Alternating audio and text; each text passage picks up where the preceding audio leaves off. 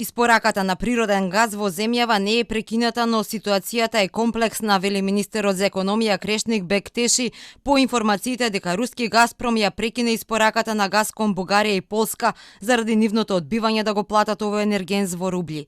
Вели од наша страна сите обврски се подмирени и Бугарија не смее да го прекине транзитот на рускиот газ преку нејзина територија, бидејќи цевководите не се во нејзина сопственост. Прекин на испораката кон Македонија може да има само ако Русија одлучи така. Не смее тоа да го направи согласно договорот и потребата на цевководот, значи ние имаме количини кои се одредени за потребите на Македонија и значи преносната мрежа мора да функционира, што значи дека ако Руската Федерација не носи одлука за прекина испорака на природен газ со Северна Македонија, тоа треба во континуитет и редовно да се одвива испораката. Следната недела на состанок во Софија регионалните министри за економија ќе ги презентираат потребите на секоја држава за континуирано да продолжи снабдувањето. Бектеши вели увозот вкупно на нафтени деривати со потекло од Русија е 8% и каква да е одлуката на Русија, уверува дека ефектот ќе биде незначителен. Тврди, земјава има и алтернативи за снабдување со газ.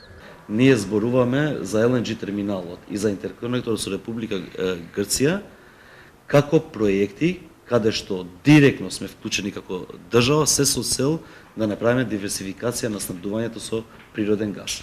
Република Бугарија моментално има интерконектор со Република Грција, интерконектор кој е поврзан со ТАП.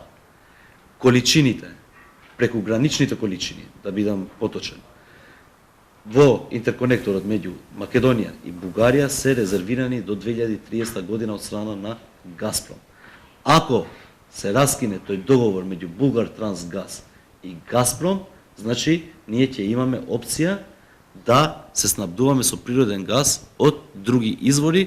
И од Макпетрол потврдуваат дека снабдувањето со природен газ се одвива непречено. Прекинот со снабдувањето на Бугарија со природен газ од Русија не е поврзано со снабдувањето со природен газ во Македонија. Снабдувањето со природен газ на Макпетрол, а потоа и до крајните потрошувачи, се одвива непречено и без никаков застој. Од Регулаторната комисија за енергетика посочува дека состојбата е комплексна и зависи од одлуките што ќе ги донесе Русија.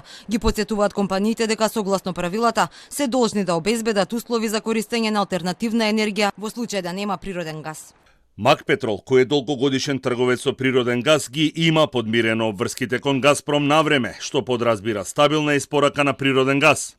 Сепак, состојбата континуирано се следи и зависи од одлуките што Русија ќе ги донесе, дали ќе ја прошири листата на земји кон кои ќе ја стопира или ограничи испораката на природен газ. Бектеши посочи дека руската рублја веќе е ставена на курсната листа на Народната банка, но дали ќе го плаќаме гасот во рубли, ќе одлучат институциите.